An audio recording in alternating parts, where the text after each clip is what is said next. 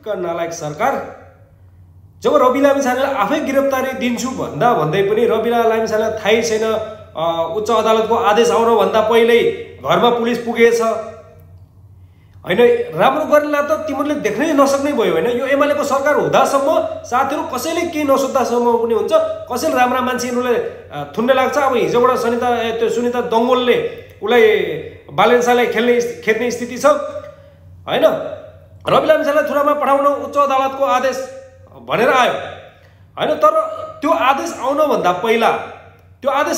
पहिला प्रहरी रवि लामिछाने घर छ हेर्नुहोस् है, घर पुगिसकेछ, घर घेर्न पुगिसकेछ। र फेरि पनि रवि लामिछानेले फेरि के भन्दैछन् भने आफैले गिरफ्तारी म आफै दिँदैछु, मलाई थाहै छैन, उच्च अदालतको आदेश आउनभन्दा पहिला प्रहरी घरमा आइपुगेछ भने जस्ता कुरा गरेछन् लाइमाएर।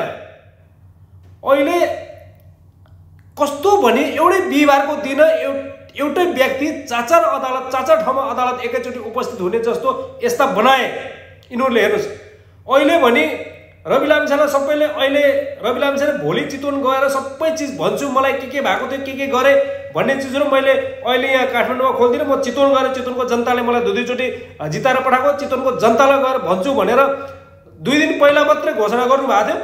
आज हेर्नुहोस् त, आज उच्च अदालतले पक्राउ पुर्जी जारी गरेर अहिले पुलिसले उसलाई गिरफ्तारी गरिसक्यो। किनभने ऊ इमानदार थिएर आफै गिरफ्तारी दिन्छु भन्दै पनि पुलिस अगाडि गएर गिरफ्तारी गरिसक्यो, भर्खरै गिरफ्तारी गर्यो। उहाँ रवि लामिछाने लाइनमा आएर भन्दैछन् त्यो मलाई थाहै थिएन, उच्च अदालतले यो आदेश दिन्छ भनेर पनि थाहा थिएन, त्यो पेपर केही आएको थिएन, उतिखेर पुलिस मेरो घरमा आएर बस्यो भने जस्ता कुरा गरेछन्। यो मलाई लाग्छ जब दुर्गा प्रसाईले जे गरे राम्रो गरे साथीहरू, दुर्गा प्रसाईले जो गरे राम्रो गरे, यिनीलाई गाडी नचार कुचाउन लागेको पनि त्यो राम्रो हो हैन। यो हरकतले आफ्नो मान्छे सबै लुकाउने, आफ्नो मान्छे भ्रष्टाचार गर्ने मान्छे हिजो देख्नु भएन त्यो महानगरपालिकामा आफ्नो मान्छे त्यो भ्रष्टाचारमा मुछेको मान्छेलाई हिजो सिसा फुटालेर अफिसमा सिसा फुटालेर हाजिर गराउन घुसाएर बालिसा नभएको बेलामा त्यो तपाईँले सोध्नु पर्दैन। अबबाट हेर्नुहोस्, अबबाट यो मान्छेले एमालेको नाम सुन्दै 84 मा हेर्दै जानुहोस्। अहिले त जताततै एमालेको नाम सुन्यो कि मान्छेलाई रिस उठ्न थालिसक्यो। व्यवहार यस्तो गर्छन्।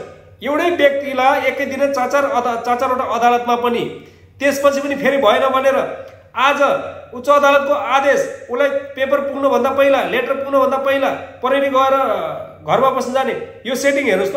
यो सरकारको दम्म हो, यो सरकारको सेटिङ हेर्नुहोस्, एमालेको सरकारको सेटिङ हेर्नुहोस्। यो काङ्ग्रेस एमाले मिलिजुली सरकार चलाछन् नि, यही गर्नु हो। आफ्नो मान्छे चाहिँ कयौँबाट भ्रष्टाचार गरेर बसेको मान्छेहरूलाई चाहिँ लुकाएर राख्ने। रवि लामिछाने चाहिँ अहिलेसम्म अदालत धाउँदै गरेको मान्छेलाई पनि अझै पनि त्यो उसमा सघाउँछु भन्ने मान्छेलाई चाहिँ तिमीले रातारात पक्रिनु पर्ने। अब त टाइममा गइरहेछन् नि, टाइममा सघाइरहेछन्, अदालतमा सघाउँछु भनेकै छन्। तर पनि रवि लामिछानेले आफ्नो अब मैले यो कार्यवाह अध्यक्ष चाहिँ मै सम्हाल्छु भनेर आएको बिचरा 2 दिन भएको थिएन। चितवन गएर चितवनको जनतालाई मैले राम्रोसँग भन्न छ, चितवनको मलाई यसरी फसाइयो, यसरी गरे यिनीहरूले, राति यसरी गरेर मलाई पोखरा पुर्याइयो, यसरी पोखरामा यस्तो व्यवहार गरे भनेर त्यो चिजहरू भन्छु भन्दै आज हेर्नुहोस् त, भोलि उहाँ जानुभन्दा आजै पक्राउ पुर्जी जारी गरेर पक्राउ गरे होइन त। यो हेर्नुहोस् त, यो सरकारको दम्म हेर्नुहोस्। तपाईँले मूल्याङ्कन गर्नु साथीहरू, तपाईँले मूल्याङ्कन गर्नु जरुरी छ। अहिलेसम्म राम्रो मान्छे यिनीहरूले देख्न चाहँदैन। हर्क साम्बाङ भयो, गोपी अगाल भयो, यिनीहरू रवि लामिछाने भयो, यिनीलाई किन यसरी खेद्न लाग्छन् त पुरानाले? तपाईँले मूल्याङ्कन अब आउने चौरासीमा मूल्याङ्कन गर्नु जरुरी छ साथीहरू। हेर्नुहोस् है, आज रवि लामिछाने पक्राउ गरे, भोलि बालिलाई गर्ला, पर्सि उसलाई गर्ला होइन, हर्क साम्बाङलाई गर्ला। यस्तालाई यस्तो गरेछ भने अब भोलिबाट हेर्नुहोस् अति तातिन्छ। जनता आक्रोश त्यसै भएको होइन। सरकारले राम्रो यत्रो महिना भयो सरकार एमाले र काङ्ग्रेस मिलेर सरकार चलाएको, केही गर्न माखो मार्न नसकेर खालि रवि लामिछानेको पछि परेको छ, बालेन्साको पछि परेको छ, कुलमान घिसिङको पछि परेको छ। यसरी हुन्छ?